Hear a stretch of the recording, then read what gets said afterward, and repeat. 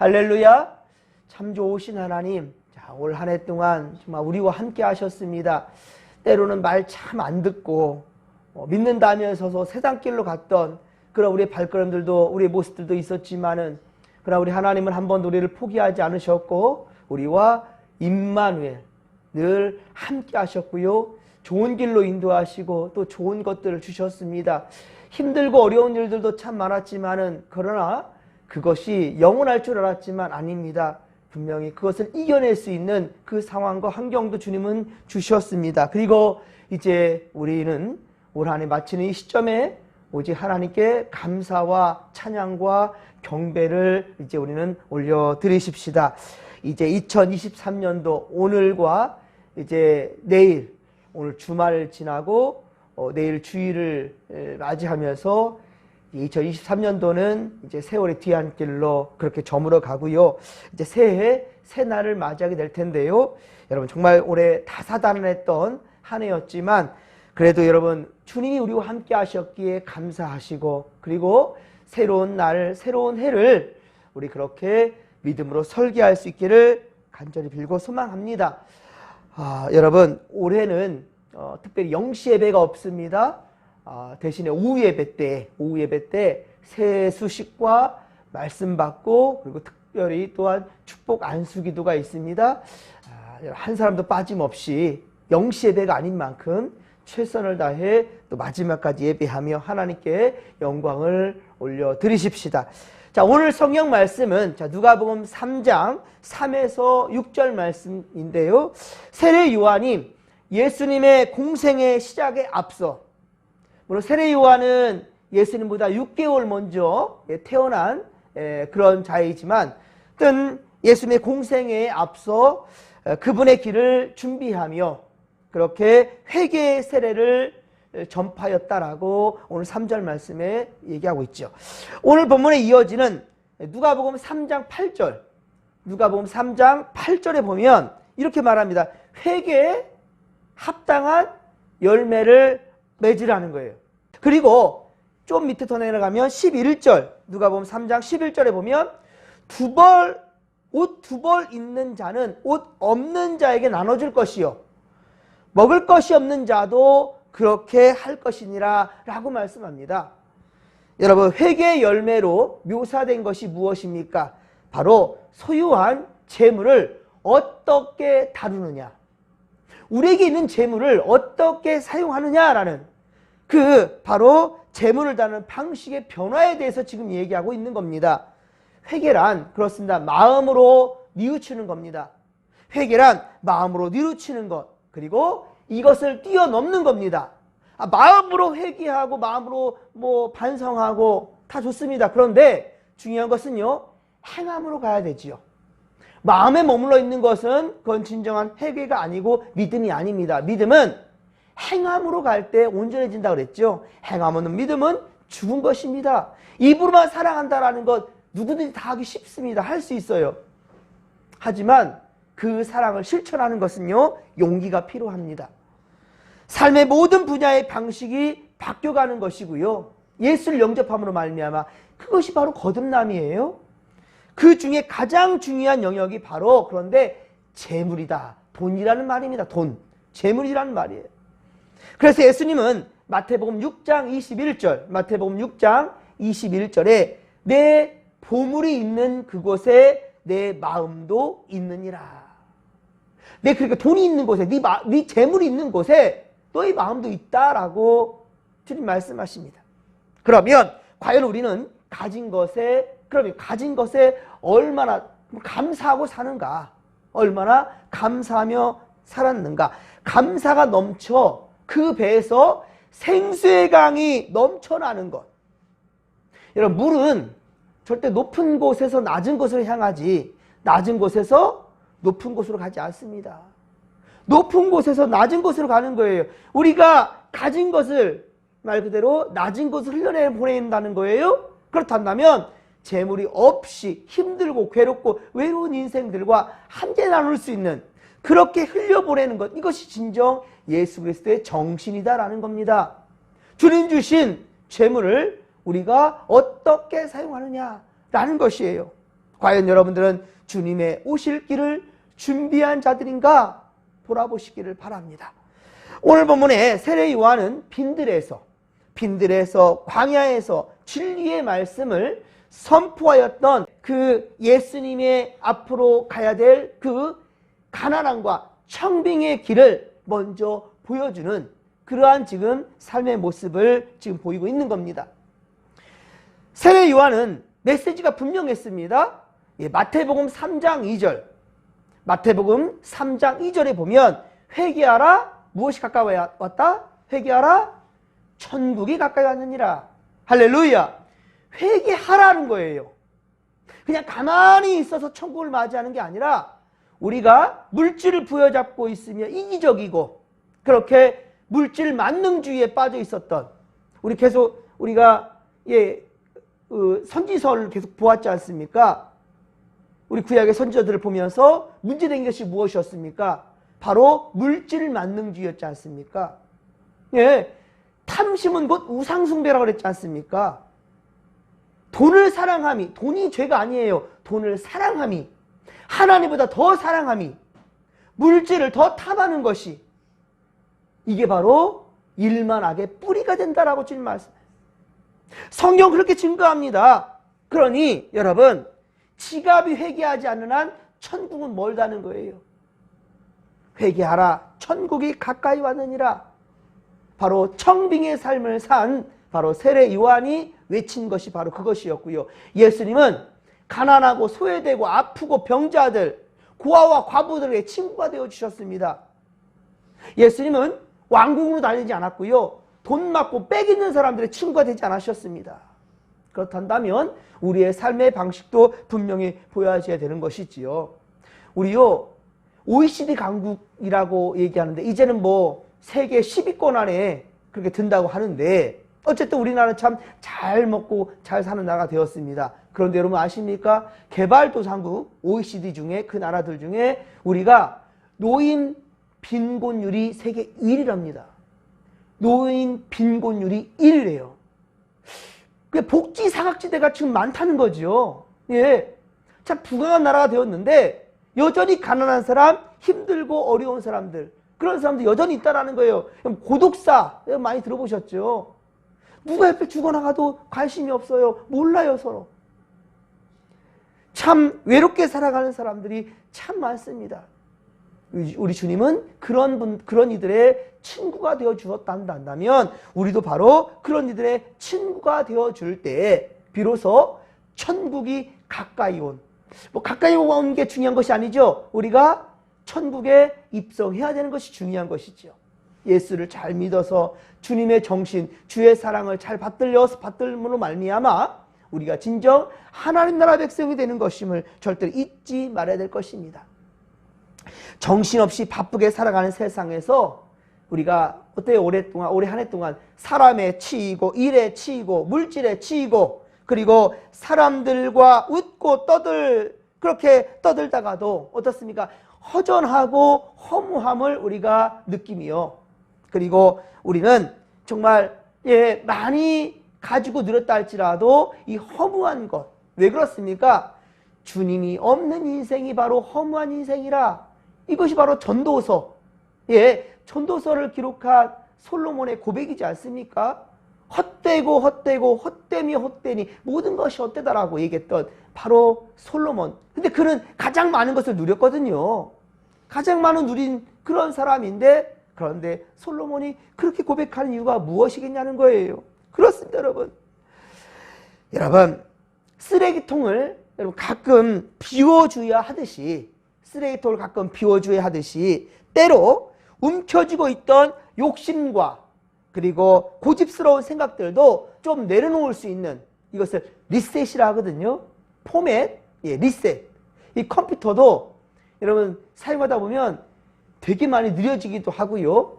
이 바이러스가 많이 걸리면 아무리 겉은 번들을 해더라도 이거 버려야 됩니다, 여러분. 그러면 여러분 우리가 어떻게 되느냐? 비우는 삶을 살인다는 거예요. 비워야 된다는 거예요. 네? 비우는 삶.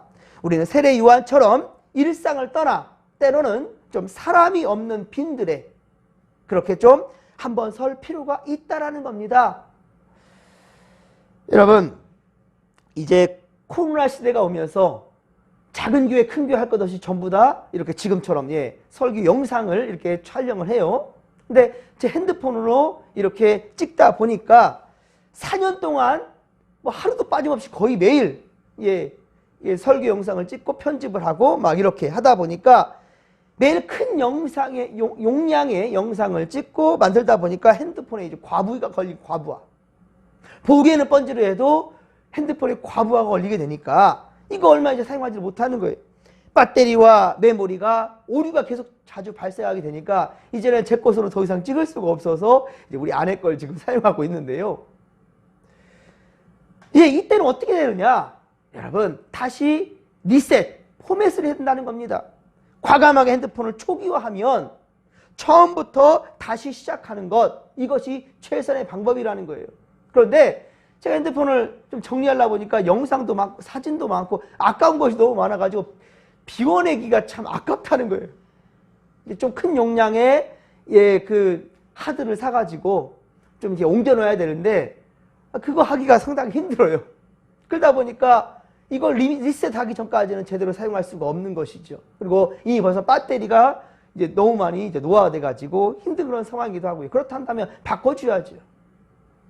사도 바울도 자신이 가졌던 모든 것들을 바로 배설물로 이겼다라고 고백했단 말입니다. 완전히 리셋될 때 그는 비로소 주님의 택한 그릇으로 쓰임받게 된다는 것입니다. 여러분, 회개란 잘못된 것으로부터 벗어나는 겁니다. 잘못된 것으로부터 벗어나고 그리고 새로운 시작이 되는 것입니다. 회개는 기적의 시작이며 변화의 시작입니다. 그리고 영성의 시작이고 내적 치유, 내적 치유와 관계 치유의 바로 시작점으로 다시 돌리는 거예요. 여러분, 바로 이러할 때 우리는 세상이 줄 수 없는 진정한 평화를 맛보는 거예요. 그런데 무엇입니까? 아까 말씀드렸지만 아까워서 비워내지를 못하는 거예요. 아까워서 계속 붙잡고만 있는 것이지요. 오늘 보면 4절에 보십시오. 세례 요한은 이사야의 말씀을 인용하여 전하고 있습니다. 선지자 이사야의 책에 쓴 바 광야에서 외치는 자의 소리가 있어 이르되 너희는 주의 길을 준비하라. 주의 길을 준비하라. 그의 오실 길을 곧게 하라 라고 말하고 있습니다. 그런데 우리는 어떻습니까? 주의 길? 다른 사람을 위한 삶? 아이고, 그럴 정신이 어디 있어요. 내 길 가기도 바빠 죽겠는데, 내 길 가기도 바빠 죽겠는데 누구를 챙기고 누구를 돌아보고 주님의 길을 예배하라고요? 주님 알아서 오시면 되는 것이고, 이렇게 생각하면 우리가 살아가지 않습니까? 아니라는 거예요. 여러분, 이 말씀은 재림하실 주님의 길을 준비해야 하는 바로 오늘날 우리에게도 주어진 말씀이라는 거예요. 주님의 길을 준비하라 라는 겁니다. 그런데 우리의 마음에는 골짜기와 높은 산과 굽은 것과 험한 길이 있어요. 우리 마음에는요. 오늘은 하늘 높은 곳까지 올라 기뻐하다가도 어떻습니까? 내일은 낭떠러지로 추락하여 가장 추한 모습으로 우리가 있으면서 또 내 잘못을 돌아보기보다는 반성과 회개의 길을 찾기보다는 어떻습니까? 다 세상이 잘못된 거야. 나는 흙수저인 것이고 주님은 나는 별로 안 살아하는 것 같아. 오히려 보니까 믿음 없는 저 사람들, 오히려 저 사람들에게 복주네. 끊임없이 원망과 불평만 하는 거예요. 원망과 불평.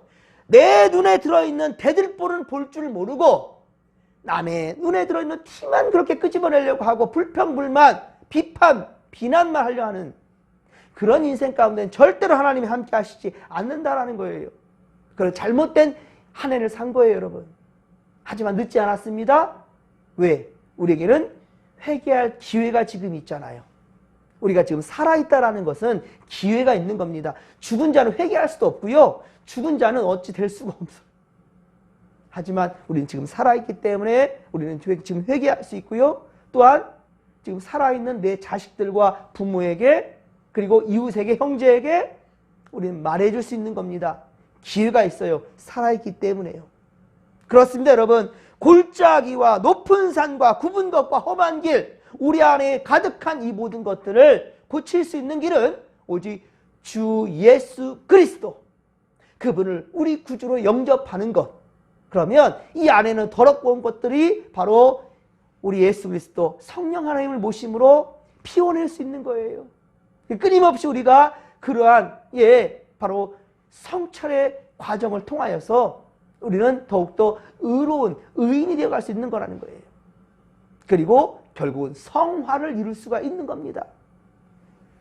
사람들은 누구나 두 마리의 개를 키우고 산답니다. 두 마리의 개가 있대요. 저는 어렸을 때 개 한번 물려봤던 기억이 있어서 개 별로 안 좋아해요. 먹는 건 좋은데 개를 사랑할 줄은 몰라요. 작은 개도 무섭습니다. 한번 물렸던 그 기억이 지금까지도 있어서. 자, 그런데 무슨 개를 키우냔 말이에요. 우리 안에 개를 두 마리를 키운대요. 자, 그것은 바로 선입견과 편견이랍니다. 선입견과 편견. 선입견은 아직 이루어진 일이 아니에요. 이루어지지도 않았어요. 이루어진 것도 아닌데도 미리 마음에 굳어진 그러한 견해로 부정적인 생각을 갖고 있는 거예요. 그냥 보이기에 맛없어 보이니까 안 먹는 거예요. 우리 애들이, 우리 할인이가 하나씩 이제 먹는 것들을 키워가고 있는데 먼저 딱 보면 맛없어 보이거든요. 그럼 안 먹는다고 막 그냥 고개 돌리면서 막 그래요. 근데 제가 살짝 속여가지고 먹이면 되게 맛있다 그래요. 이거 먹어 썰어 보여주면 그때에서는 아무 상관없이 막 먹어요. 여러분, 우리 안에 선입견, 아직 경험도 안 해봤으면서 부정적으로 생각하는 이런 견해, 잘못된 거예요. 그러기에 더욱더 은혜를 가로막을 수도 있어요. 또한 편견이 있습니다. 편견은 한쪽으로 치우친 공정하지 못한 견해입니다. 한쪽으로 치우친 생각이에요. 바로 이러한 생각들이 우리의 평화를 빼앗아가고요, 우리 안정감이 없게 한다는 거예요. 그리고 즐거움과 기쁨 대신에 불안과 공포 속으로 우리를 그렇게 몰아간다는 거예요. 스스로가 패망의 길로 가는 것이지요. 여러분, 하나님께 주신 생각은 분명 평화와 기쁨인데도 그러나 사람들은 저마다 자신 안에 이렇게 독을 품고 살아간다는 거예요. 잘못된 견해로 가져가고 있다는 겁니다. 그 독으로 사람을 공격하기도 해요. 내가 싫은 것을 다른 사람도 싫은 것처럼 생각해버려요. 아니라는 것이지요. 내가 잘못된 견해, 치우친 견해로 다른 사람도 평가해버리고 다른 사람에게도 그렇게 주입시키려 버려요. 잘못된 거지요. 여러분, 스스로 파멸의 길로 걸어가는 것, 이거 멈춰야 된다는 겁니다. 여러분, 19세기 영국의 작가 스티븐이라는 사람이 있습니다. 그 사람이 쓴 그 소설이 지킬 박사와 하이디 씨라는 그러한 소설이 있지요. 한 인간의 이중적 문제를 다루고 있습니다. 여러분, 지킬 박사는 학식과 인품이 사람들에게 존경받을 만한 그런 사람이에요. 지킬 박사는 존경받는 그런 인품을 가지고 있는 훌륭한 박사님이에요.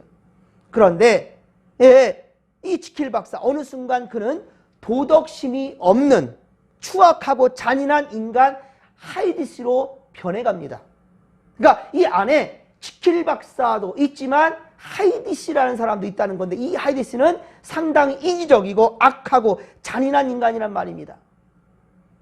선과 악의 두 성질이 인간에 공존한다라는 그런 내용이에요. 그러나 여러분, 아무리 악과 선의 공존으로 이중인격의 사람이라 한다 할지라도, 여러분, 이중인격이라 한다 할지라도요, 예수 그리스도를 만나면, 주님을 영접하면, 주님을 만나면, 그 은혜를 힘입고 살아가는 우리가 된다면 언제든지 우리는 거듭날 수 있는 기회가 있다는 거예요. 언제든지 변화될 수 있다는 겁니다. 우리의 삶을 거짓된 것에서 청산되고 새로운 길로 나아갈 수 있다는 겁니다. 주님이 그것을 원하신다는 거예요. 오늘 본문 5절에는 네 가지의 마음 상태와 주님으로 말미암아 해결되는 이야기가 등장합니다. 첫째, 인생의 사연들 속에, 그리고 사람들의 공격 때문에 깊이 패인 이 마음의 골짜기가 있는데, 그 고통과 슬픔의 골짜기를 주님을 만남으로 메워진다는 거예요. 그런 골짜기가 주님 만남으로 메워진다는 겁니다. 그렇습니다. 미움의 골짜기, 깊은 상처의 골짜기, 눈물의 골짜기, 분노의 골짜기, 근심의 골짜기가 그렇게 우리 안에 존재하는데, 이것이 메워지고 여기서 벗어나게 된다는 거예요. 주님을 만남으로 말미암아, 주님을 영접함으로 말미암아.